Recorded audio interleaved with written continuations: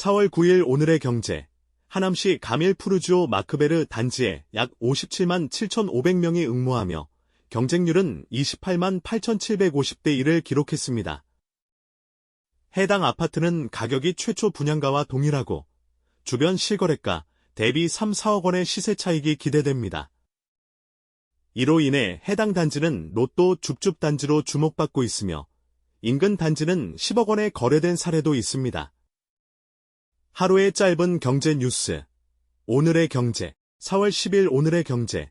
서울 아파트 청약시장에서는 올해 1분기의 공급량이 급감하면서 청약 경쟁이 치솟아 당첨 가점이 상승한 것으로 나타났습니다. 올 1분기 최저 당첨 가점은 65.78점, 전 분기 대비 13.56점 상승하였습니다. 메이플자이 59B형이 최고 가점 기록, 일부 아파트는 70점 이상이었습니다. 특히 적은 물량이 상급지로 꼽히는 일부 인기 지역에만 몰리면서 청약 가점 경쟁이 더 치열해졌다는 게 업계 분석입니다. 하루의 짧은 경제 뉴스. 오늘의 경제. 하루에 하나 짧은 경제 뉴스. 오늘의 경제.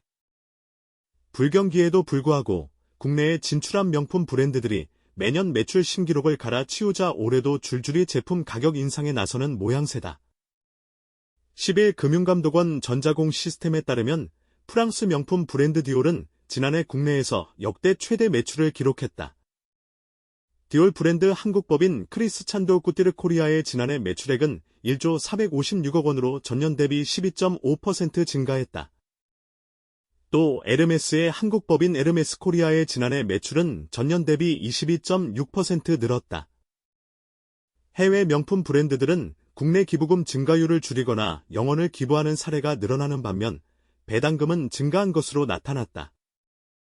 구독과 알림 설정으로 경제를 쉽고 빠르게 오늘의 경제. 하루에 하나 짧은 경제 뉴스. 오늘의 경제. 지택세 수서 동탄 구간 개통으로 주변 집값 상승세를 이어가고 있습니다.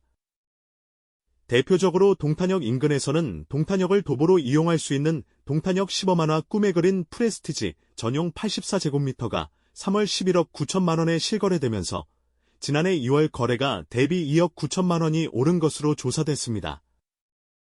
상황이 이렇자 파주 운정 서울역과 GTS시 노선 주변에 관한 관심이 커지고 있습니다. 특히 오산역 인근의 신규 분양인 오산세교 2 오산역 금강 펜테리움 센트럴파크는 교통편이 향상되는 동탄 지역으로 주목받고 있습니다. GTX시 노선과 세교 3지구의 개발이 함께 진행되어 대규모 신도시로 성장하는 오산 세교지구는 앞으로도 높은 투자 가치를 지닐 것으로 기대됩니다. 하루에 하나 짧은 경제 뉴스. 오늘의 경제. 한은은 기준금리를 3.50%로 유지하며 지난해 1월 이후 10회 연속 동결했습니다. 총재 이창용은 하반기 금리 인하 어려움을 언급하며 통화정책 방향문에서 통화 긴축 기조를 유지하며 물가 수렴 시까지를 강조하였습니다. 단기적 유가 등 불안에 대비해 금리 인하는 5월 이후로 미뤄질 가능성이 있습니다. 미국의 영향력을 감안하여 한은이 먼저 금리를 인하하기엔 미묘한 상황이며 시장은 8월 이후 인하를 예상하고 있습니다. 하루에 하나 짧은 경제 뉴스. 오늘의 경제.